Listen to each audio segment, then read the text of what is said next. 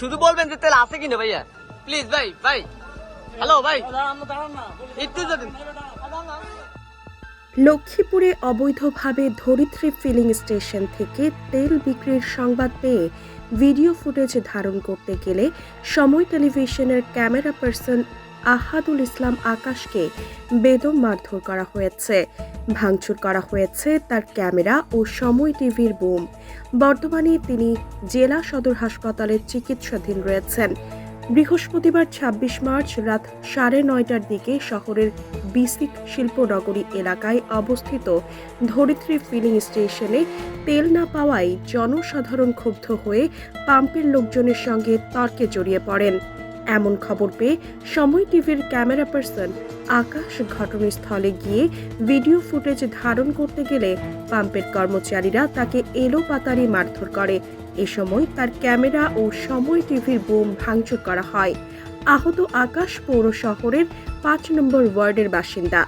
একাধিক মোটরসাইকেল আরোহী ক্ষোভ প্রকাশ করে জানান, ধরিত্রী পাম্পের কর্মচারীরা তাদের পছন্দের ব্যক্তিদের কাছ থেকে অতিরিক্ত টাকা নিয়ে মোটরসাইকেলের ট্যাঙ্ক ভর্তি তেল দিচ্ছেন। এ নিয়ে অন্য মোটরসাইকেল আরোহীরা প্রতিবাদ করলে কথা কাটাকাটি হয়।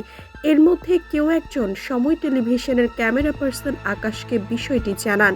পরে আকাশ ঘটনাস্থলে গিয়ে ভিডিও ধারণ করলে পাম্পের লোকজন তার উপর হামলা চালায়।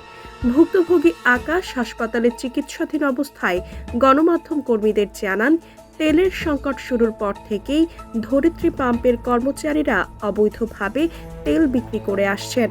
মানুষ ঘন্টার পর ঘন্টা মোটরসাইকেলের তেলের জন্য অপেক্ষা করছেন। রাত ৯টার দিকে এক ব্যক্তি তাকে অবৈধভাবে তেল বিক্রির বিষয়টি জানান।